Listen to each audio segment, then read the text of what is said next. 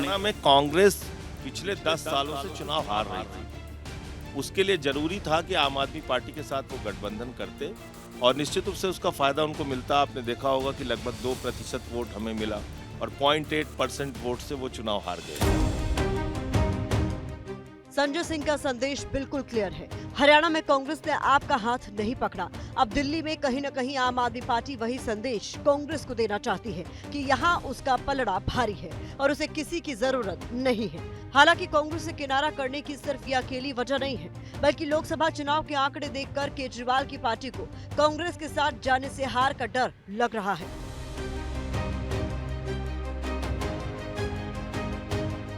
दो 2014 से दिल्ली की 7 लोकसभा सीटों पर बीजेपी का कब्जा है। 2024 में उसी एकाधिकार को तोड़ने के लिए आम आदमी पार्टी ने कांग्रेस के साथ गठबंधन में चुनाव लड़ा। चुनाव में बीजेपी का वोट शेयर करीब 2% कम हुआ, तो वहीं आम आदमी पार्टी का 6% तक बढ़ गया, जबकि कांग्रेस का वोट प्रतिशत 22.5 से लुढ़क कर करीब 19% पर सिमट गया। मतलब ये कि कांग्रेस और बीजेपी का कुछ वोट शेयर भी आम आदमी पार्टी के खाते में जुड़ गया। यहाँ कांग्रेस घाटे में ही रही। हालांकि 50% से ज्यादा वोट प्रतिशत की वजह से बीजेपी को नुकसान नहीं हुआ और वो अपनी स्थिति बनाए रखने में कामयाब रही। लेकिन आप और कांग्रेस के खाते में कोई सीट नहीं आई।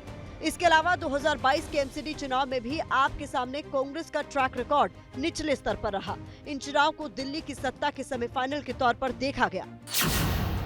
2017 के एमसीडी चुनाव में बीजेपी को 36% वोट मिले थे, आम आदमी पार्टी को करीब 26, जबकि कांग्रेस को 21% वोट मिले थे।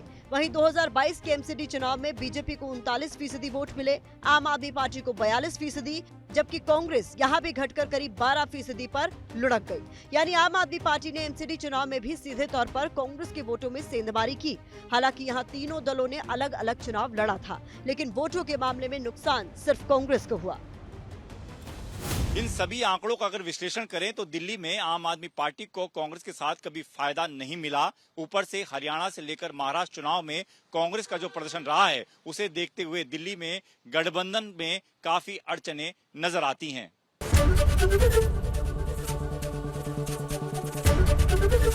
एबीपी गंगा, खबर आपकी, जुबान आपकी।